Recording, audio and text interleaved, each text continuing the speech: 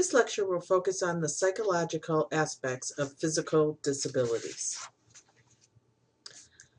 A patient has a fall at home, heart attack, or some form of trauma, and their life now takes an unexpected turn and an unexpected change in their life. They not only have to deal with the physical aspects of the injury, but the psychological aspects of the injury as well. How they respond to the injury depends on several factors. Their age or developmental age plays a factor based on where they are in life. If they are a child who is born with the injury, they will learn to adapt quicker because they don't know anything different. If they are a teenager or an adult, it could take them longer because they are always comparing their life before to what it is currently. The extent and location of defects factors into their response. Because of the injury is a fractured upper extremity or lower extremity, then it will take about 8 weeks to recover. If it is a stroke in which they are not able to move half of their body, then it will take much longer for them to recover or to deal with the deficits they have. If the injury is obvious and the world can see it, such as a burn patient or a limp, this can affect the psychological recovery. Social definition of the defect is when it affects the person's ability to be sociable. If the injury is obvious, the patient may seclude themselves from their friends. Attitude of the significant others plays a role in the recovery. If the patient has a supportive significant other, then the recovery will go smoother because they have someone to talk to. If the relationship was rocky to begin with, then the recovery can be rocky. Impact on function depending on the injury and how it affects the patient's function will depend on the effect on the patient's recovery. Disruption of goals. If the injury happens at a time when the patient is still working towards their career and the injury affects their ability to go into their career, they have if the injury affects them, the ability to continue with their career, they have chosen, this is a disruption of the goals. The human occupation context looks at the disability causes such as loss of skills needed for ADLs, loss of ability to perform habitual activities, and the loss of the patient's occupational roles in life. How the disability affects a person mentally depends on the intrapersonal factors, social factors, and environmental factors. For example, interpersonal factors or locus of control refers to an individual's perception of the events as determined internally by his or her own behavior versus fate, luck, or external circumstances. Social factors is who is their social circle or how society looks at the person. Environmental factors is what is in their environment can affect a person mentally to recover, such as if the patient lives in a second-floor apartment and now has to live in a wheelchair, or if the part of town they live in doesn't allow for proper wheelchair access in the community. This can isolate a person, which affects them mentally. The practitioner should ask or clinically reason when doing an interview or building a rapport with a patient. What skills, roles, or habits is this patient losing? What was the person's locus of control? What are the values and interests of the patient? What is their social and object environment like? What will enable the patient to include personal causation and environment access? By asking yourself these questions, you can build a treatment plan for the patient to help them get back into their life. When working with a child, you should take into consideration the patient's age and development stage they are in. Not every child develops at the same pace. What should be asked is what development stage they are in currently. What development stage should they be working on? What can be expected based on the development stage they are in? If the child has not taken their first steps yet, prior to the injury, expecting them to walk is not a good goal. What is the best course of intervention to be used based on the answer to the questions? There are many psychological consequences that affect someone with physical disability injuries. Personal reactions. What is their own reaction to what happened to them? Are they sad, angry, or maybe they hide their sadness by always smiling and cracking jokes to make everyone else feel better around them, even though they feel horrible inside? Societal reaction. How does society react to them is definitely a fear. This can affect the person with going out and doing what they care about, like going to church and spending time with their family during the holidays. Avoidance and rejection. When a person is first hurt, people come and visit them in the hospital, but after a while, people start to avoid or reject them because of the way they look or because they can't participate any longer in the activities they used to do together. Non-acceptance. The person is no longer accepted as a person. They are known as Sue, who has had a stroke. Spread factor. As you move through your career, you can start stereotyping patients. You will hear that a person is a young person who's 29 years old who had a stroke, and you may immediately think drugs were involved. You need to assess the person by looking at the medical records and talking with the person before making judgments. Labeling. A patient who has had an injury may be known now as the stroke patient in room 23 instead of the patient in room 23 who's had a stroke. Minority group status. After a person has had an injury of some sort, the person is now in a minority group because they may be the first person in their family or in their circle of friends who's had an injury. This puts them in the minority. Segregation. The patient may be segregated by themselves or the family during family activities. If the patient had a TBI and the family gatherings are too loud, they may move themselves to a quieter area of the home or to decide to leave early because they can't handle it any longer. Unfounded positive images. Patients who have had surgery may have a scar which can affect their image of themselves.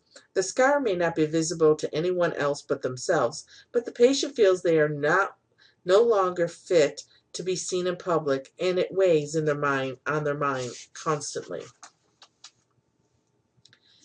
Healthcare facilities affect psychologically when we are admitted or when a person comes to visit someone in the hospital. The hospital is a small society all on its own. When a person walks into the hospital or healthcare facility, they are separated by two categories, staff and patients. The patient usually comes in because of some form of discomfort and looking for help. This puts the staff in the place of authority or the teacher, and the patient is the student. The staff are in the authoritarian role because they appear to have all the answers to help the patient with their problems. Why do we discriminate? Discrimination is a learned pattern that we learn from family, friends, and even the media. From a young age, if you watch a cartoon, the bad guy may have some form of disability. Think Peter Pan. Captain Hook had an amputated arm and a hook at the end of this. A child will learn from this that everyone they see that has a prosthetic arm with a hook is a bad person. Adjusting to physical disability issue can affect a person's behavior and emotions. A patient has increased stress when they are unable to work and provide for themselves or the family. This can affect their behavior in a positive or negative way. The injury may have them look at their life and see how much they are working and not spending time with the family. They may slow down to learn to smell the roses, or they may get angry with the situation and with themselves for not following doctor's orders of taking their medications correctly or living a healthy lifestyle. The emotions and behaviors they show may be taken out on you because you happen to be the person that walked into the room at that moment. Patients have a different coping mechanism, some positive, some negative. How we cope. When a patient is diagnosed with an illness, depression can set in. This is normal because they are dealing with a life change. Medications sometimes get them through the depression, but sometimes they have to just work the different stages until they come to acceptance. Patients deny they have an issue such as high blood pressure or diabetes. This affects them because they don't follow the needs to be done to keep their blood pressure or blood sugars in line. Regression is the rejection from consciousness of painful or disagreeable ideas, memories, feelings, or impulses. Excuse me. The patient may project their feelings or emotions on you. This is called projection. Displacement is when a patient is on the defense mechanism, in which there is an unconscious shift of emotions, affect, or desires from the original object to a more acceptable or immediate substitute. Other ways we cope are dependency. We become dependent on others to do things for us instead of trying things for ourselves. Regression. We regress into being a child again and all the behaviors that go along with it. Rationalization. We rationalize why something happened to us versus facing the truth. Compensation. We compensate for the deficits we have, such as if our right hand doesn't work, we compensate by using our left. Fantasy. We fantasize of a person we want to be instead of dealing with the person who we really are. Passing is the denial of differences and attempts to conceal them. Adjusting to the disability takes time, and everyone goes through various stages before they adjust. The first thing a person who has a disability has to deal with is a new compromised body image. If they have a facial droop from the stroke, they may not smile as much. Kerr says there are 5 stages a person goes through. Shock. I can't believe this happened to me. Expectancy of recovery. They are looking for a timeline of when they will be back to the person they were before. Many patients hold onto these timelines closely. For example, a doctor tells a patient that at 6 months mark after their stroke, whatever recovery they have at that time is all the recovery they will ever get back. This is not true. Maybe the patient hasn't received the therapy to teach them how to use their muscles again, or maybe they weren't in a place cognitively to learn new things, and now they are.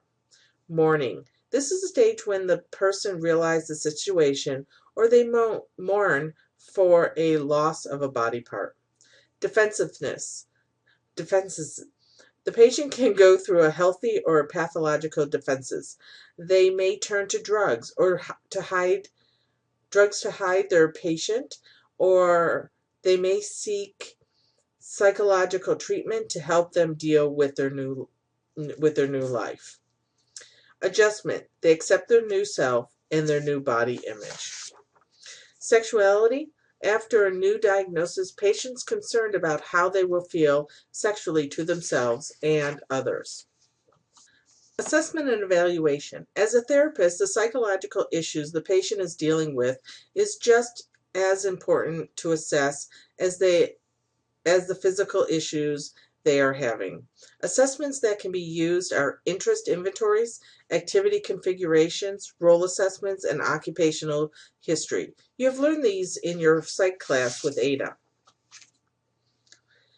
As a practitioner, your role is to bring your interpersonal skills into the treatment. Your attitude will show through your body language, tone of voice, or just by walking into a patient's room. They can pick up on how you feel about the patient's situation.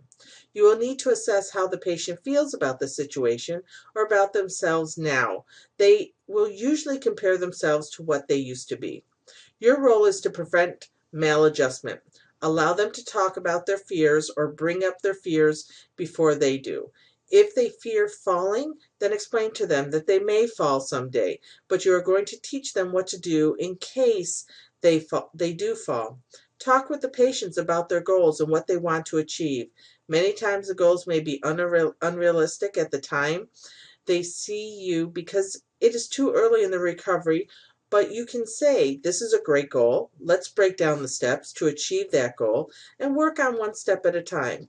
This will allow the patient to look at the goal more realistically. The role of the assistant is enhance adjustment and not be an authoritarian figure. If you work with the patient as part of the team, you will guide their treatment instead of coming up with the ideas. This helps them become more in control of their situation and helps them adjust to their new life. Group approaches in healing process can be helpful with some patients. The myelotherapy is an exposure and reactions to common social, functional, and interpersonal situation. A patient may go to self-help group or their families need to go to support group to talk with people going through the same situation they are or to problem solve situations. For example, a spinal cord patient may bring up a piece of equipment they saw in a magazine to see if it really works, and someone else in the group may have purchased the equipment and allows the patient to come over to try it out. Now the patient is building a social network for themselves, which may assist them in getting out of isolation. Group counseling is another way for patients and families to deal with common issues. Substance abuse is a coping mechanism many patients use to deal with their psychological issues instead of dealing with them head on. The abuse can come from taking too many pain medications or the opposite, not taking their medications at all because they want their suffering to end. In summary, you need to assess the patient's psychological needs as well as their physical needs. This will ensure the best outcome for the patient.